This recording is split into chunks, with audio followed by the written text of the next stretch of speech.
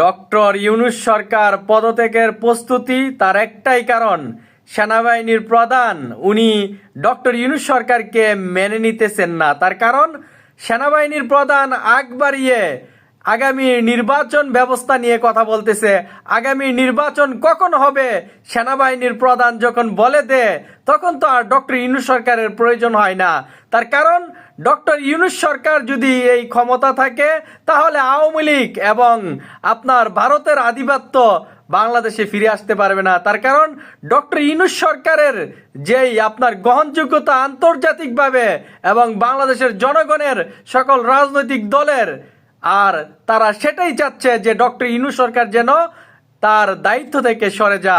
আমরা বলতে চাই ডক্টর ইউনূস সরকারকে সেনাবাহিনীর প্রধানের বক্তব্য আমরা কেয়ার করি না।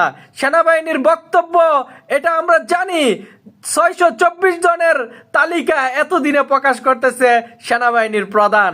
তাদের উদ্দেশ্য, তাদের আপনার টার্গেট সেটা আমরা অলরেডি বুঝে গেছি। অতএব ডক্টর ইউনূস সরকারকে বলতে চাই, আপনি আপনার ক্ষমতা থেকে সরে যাবেন না এবং ভারত এবং আওয়ামী লীগের আধিপত্য আবারও ফিরে আসুক সেটা আমরা চাই না। অতএব ডক্টর ইউনূস সরকারকে বলতে চাই, সেনাবাহিনীর প্রধান আগ বাড়িয়ে বক্তব্য দেওয়ার কারণ কি? উনি যে বলতেছে নির্বাচন কখন হবে, কোন সময় হবে, উনাকে কি কেউ জিজ্ঞাসা করছে যে নির্বাচন কখন হবে, কিভাবে হবে?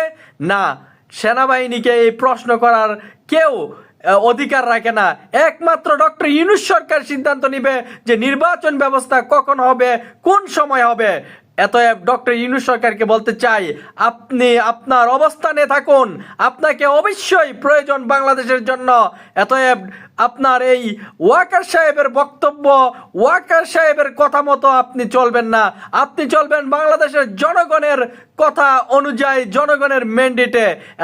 অতএব ওয়াকারকে নিয়ে অনেক সন্দেহ, অনেক কারণ রয়েছে। তার কারণ ওয়াকার সাহেব সেই সন্দেহ জায়গা তৈরি করেছে। ওয়াকার সাহেব 624 জনের তালিকা এতদিনে প্রকাশ করতেছে, মানে উনার যেই কর্মকাণ্ড সেগুলো ধামাচাপা দেওয়ার জন্য।